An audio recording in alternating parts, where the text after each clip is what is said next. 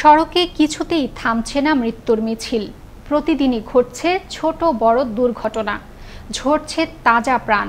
এবার গেল রাতে রংপুরের তারাগঞ্জে দুটি যাত্রীবাহী বাসের মুখোমুখি সংঘর্ষের ঘটনায় প্রাণ হারালেন 9 জন, আর আহতের সংখ্যা অর্ধশতকেরও বেশি।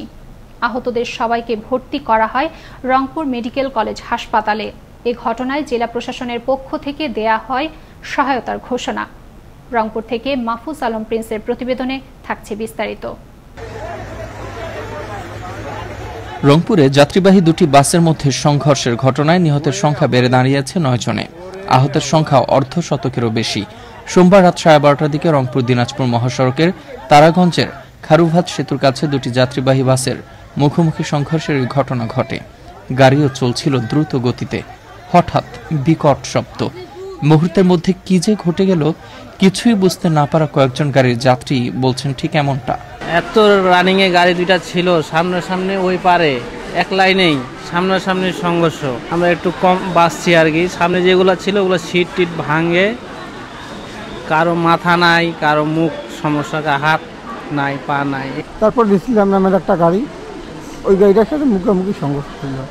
মানে আমি নিচ থেকে কাল্লা করি গাড়িতে আসি, হঠাৎ করে গাড়িটা ঠাস করে শব্দ হইলো, সব ভাঙি এসে আবার গাড়ি পড়লো। এইটুকু মুখোমুখি গাড়ির মধ্যে সংঘর্ষ হয়ে যায়, কিন্তু আমি আসলে সঠিকভাবে আর কোনো কিছু বলতে পারি না। সাথে আমার বাবাও ছিল। দুর্ঘটনার পর থেকে সোমবার দুপুর পর্যন্ত ভর্তি হয়েছেন 66 জনের মধ্যে মৃত্যু হয় 4 জনের। এছাড়া জরুরি বিভাগে ভর্তি আছেন যারা, তাদের সবাই আশঙ্কামুক্ত রয়েছেন বলে জানান রংপুর মেডিকেল কলেজ হাসপাতালের দায়িত্বরত এই চিকিৎসক। অ্যাক্সিডেন্টের পর থেকে গতকাল থেকে মোটামুটি বিভিন্ন ডিপার্টমেন্ট মিলে 66 জনের মতো অ্যাডমিট হয়েছিলেন। এখন বর্তমানে আমাদের এই সার্জারি ইউনিটে যারা আছেন তারা ভালো আছেন, সেটেল আছেন। 20 জন বা 15 থেকে 20 জনের মতো আছেন আপাতত। বাকি অন্য ইউনিটেরগুলো শুনেছি আশঙ্কাজনক রোগী খুব কম, আর আপাতত সবাই ভালোই আছেন। এদিকে প্রশাসনের পক্ষ থেকে সজাগ রয়েছেন চিকিৎসকদের সবাই। সবার সহযোগিতায় আহতদের চিকিৎসা সেবায় আন্তরিক রয়েছে হাসপাতাল কর্তৃপক্ষ, জানালেন রমিকের এই পরিচালক। এই 4 জন আমাদের হাসপাতালে আমরা হারিয়েছি এবং স্পটে 5 জন, মোট 9 জন।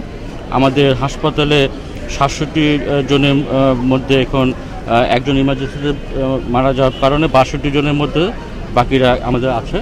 অর্থোপেডিক, নিউরো সার্জারি এবং সার্জারি মেল ফিমেল ইউনিট মিলে আমাদের সম্মানিত চিকিৎসকবৃন্দ এবং সেবা তত্ত্বাবধানের মাধ্যমে নার্সিং এবং আমাদের প্রশাসনের তরফ থেকে আমরা সবাই অ্যালার্ট রয়েছি এবং আপনার চেষ্টা করে যাচ্ছি আমাদের সাধ্যমতো। দুর্ঘটনাস্থল পরিদর্শন করেন জেলা প্রশাসক আসিফ আহসান। এ সময় জেলা প্রশাসনের পক্ষ থেকে নিহতদের পরিবারকে 20,000 টাকা করে অনুদান এবং আহতদের চিকিৎসা সেবা প্রদানের নির্দেশনাও দেন তিনি। মুস্তফা কামাল তোহা, আনন্দ টিভি, ন্যাশনাল ডেস্ক।